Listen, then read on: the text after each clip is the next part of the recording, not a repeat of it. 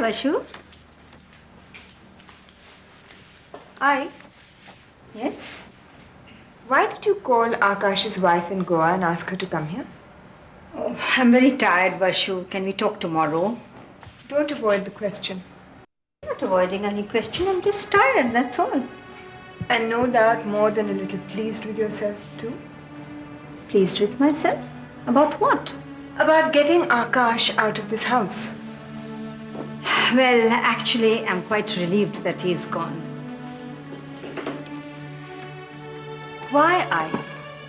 Did you think he had AIDS or something? I've just come back from a children's AIDS clinic, and I assure you that if Akash had AIDS, I would be the first one to help him. Do I have to get AIDS to get through to you? That's a very cruel thing to say. You know, I'm always there for you and Shweta. Always there? Or always interfering in our lives? I am a mother, and I will do anything I think is right for you. And that includes throwing one of my friends out of here? I didn't throw him out. You called his wife in Goa, and God knows what you said to her. But she came dashing across and dragged him away from here. Come now, Akash is a big boy. Nobody can drag him all the way to Goa. But you engineered it. Well, maybe I did. I did want him out of this house and away from you. How dare you manipulate my life like this? I will dare to do anything that will keep my daughter, whom I love very much incidentally, from getting involved with a married man. I was not getting involved with him. I was only giving him his sanctum until his wound healed. And both of you conveniently forgot to tell his wife. First of all, that he was staying here, and then that he was wounded. I thought he'd called his wife. How could he, when he was busy romancing you? How can you say that about Akash? You don't understand him at all. I understand men. Akash is not like that. Nobody is like that, Vashu. Till they slip up, and then they say, well, I made a mistake. I'm only human. And we all make mistakes because we are human. I didn't want you to make such a mistake. Such a terrible mistake, Bete. And you took it for granted, that I don't have the judgment to avoid making such a terrible mistake.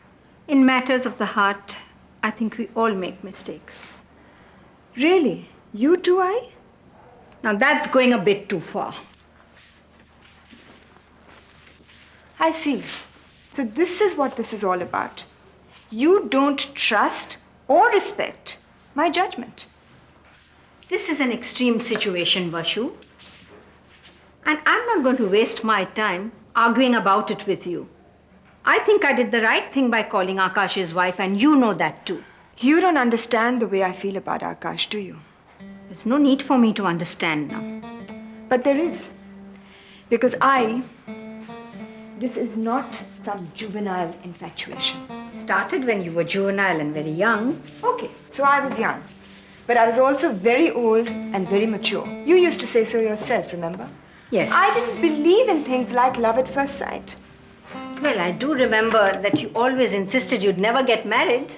That's because I believed that a man like Akash could never exist. A man so close to my ideal.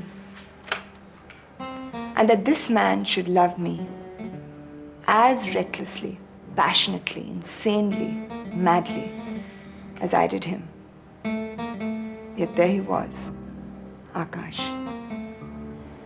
And yet every time I reached for him, he'd fade away like his name, Akash. To try to hold Akash is like reaching for the sky. Let him go. You're not going to believe this, but up to a couple of days ago, that's exactly what I was going to try and do. Very good. But then something happened that has made me change my mind. What? You. I was going to try and forget Akash until you interfered. But if you were trying to forget him, all I did was to help you, Bete. No, You tried to manipulate me. And your manipulating made me realize that this is what happens to the most perfect love stories. Life gets in their way. And they don't fight it hard enough. They let go too easily. And the magic slips away like a bird. Now you're talking again like a dreamer. I've always been a dreamer, And of all my mad, manic, magical dreams, Akash has been the maddest and the most unforgettable. So what are you saying, Vashu? I'm saying thank you. For what? For trying to separate Akash and me like so many people, events, life itself has done in the past. Because your interference, has made me more determined than ever. Determined to do what? To reach for a mouthful of sky. That's from a poem Akash wrote in our MI days. It was about the 5 of us friends, and it used the names of the elements as we were named after them. I still remember him reciting it to us for the first time. Earth, wind, rain and fire, wealth, power, blood, desire. One goal to live for before we die, one taste of glory, one mouthful of sky. And so your interference has made me more determined than ever. More determined to fight against all odds, to fight for my taste of glory, even if that's the last thing I do. To reach for the sky and Akash.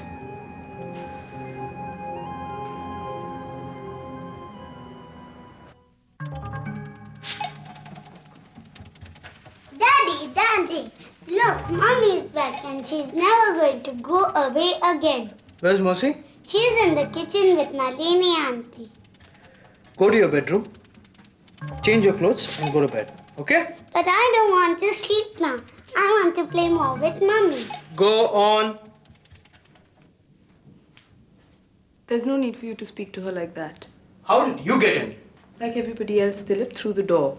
How dare you enter our house uninvited? Sheila, let me manage this. Who the hell does she think she is? Sheila, let me handle it. Does he try to tame you as well, Sheila? Welcome to the club. I know all about you. The great MBA from the Management Institute of India. You rushed poor Dilip into marrying you, had a baby, and then suddenly realized that you couldn't handle the responsibilities of being a wife and mother. And so one fine day you coolly walked off and turned your back on everything. What's the matter now? The cat's got your tongue? Or do you know the truth when you hear it? Look, I don't expect you to understand. He's probably poisoned your ears as well. Why don't you just admit the truth? Okay, so I admit it, damn it. Are you satisfied? Yes, I did rush into an early marriage. I never rushed Dilip. But I did something almost as bad. I let him rush me. And maybe I wasn't ready for marriage or any of his responsibilities, but I guess I was just trying to get away from something. I was young and I was confused and I didn't know quite what I wanted. That part you got right. But Dilip, you didn't do anything to help. You treated me like some new model of TV or VCR that you had smuggled into the country from one of your trips abroad. Maybe we were just mismatched to begin with. The dice were loaded against us. But I really did try to love you, Dilip. If only you had tried to understand me. If only you hadn't stifled me. But you did. And you did worse. Don't give me all this fancy talk. Keep it for your corporate people. You had a heart once, Dilip. Now you've lost even that. As if you have a heart, you child abandoner. Look, I know what I did was wrong, but why don't you just try and think of Natasha? Yes, we do think of Natasha. In fact, we don't intend to abandon her like you did. Why don't you stay out of this? And why don't you stay out of our lives? Dilip, can't I have a moment to talk to you alone? About what? You think you can come into my house whenever you want, as if it's your own house? It used to be. I know it isn't anymore, but the fact remains that Natasha is still my daughter and always will be. You have lost all your right as a mother the moment you left her and went away. Look, I did what I did, but it doesn't change the fact that I'm still her mother. Yes, it does. Look, Dilip, what do you want me to say to you? You want me to say I'm sorry? Well, okay, I'm sorry for what I did. Now are you satisfied? Oh God, this is so very pathetic. Dilip! You think apologizing is enough for spoiling my life? You have humiliated me in front of my family, friends, and everybody else. When you went away, everybody was laughing at me. That's it, isn't it? That's what it's about. You weren't heartbroken or anything. Your damn male ego was bruised, right? Shut up. Does he talk to you like this also? Does he yell and throw tantrums because his breakfast isn't cooked quite the way he likes it? Marriage to Sheila is none of your concern. Dilip, you haven't changed a bit. Neither have you. I Damn. have. You're wrong, Dilip. I have changed. And I think I've finally come to terms with who I really am. It's taken me time. It's cost me 5 years without my daughter. But I'm me now. And I'm going to have Natasha with me always. Always. Never. Look, whatever's happened between us, Dilip, let's not punish the child. She deserves a mother and I'm here now. And what about the time when you go back to your corporate job in Hong Kong? What then? I'll take her with me. You only care for your career. Dilip, I also care about my career, like any other normal person. And that does not make me any less of a mother.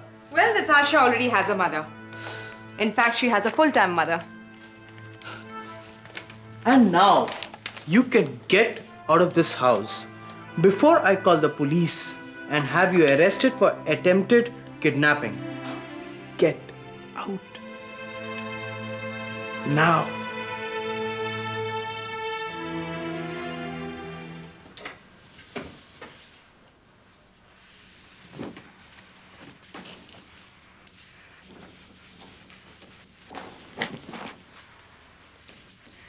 What?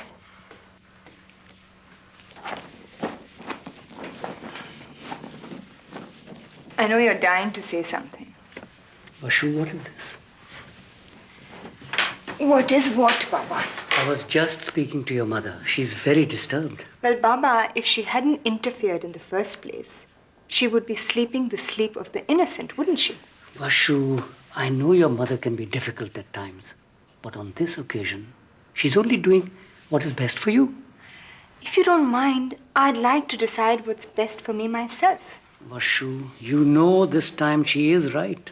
You can't pursue Akash like this. I can't let him go. Don't you see that? All I see is my daughter unhappy and growing unhappier.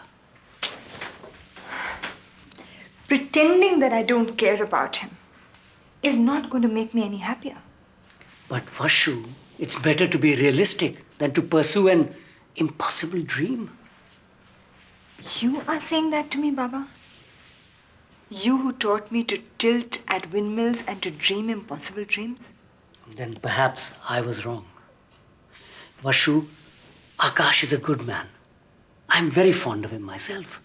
But you cannot pursue him like this. This obsession, it's going to ruin your own life, bete. But Baba, you told me that in order to be a writer, you had to pursue your career like a madman trying to walk over a rainbow. You said that you had to be obsessed, insanely obsessed. Only that's how you would be successful. Beta, this is not a career we are talking about. We are talking about your obsession with a married man. But Baba, I have to know how Akash feels. And supposing he still loves you? I don't know. I'll cross that bridge when I come to it. But he's already gone back to Goa, to his family. That is why I must follow him to Goa. To confront Akash. To end this madness once and for all.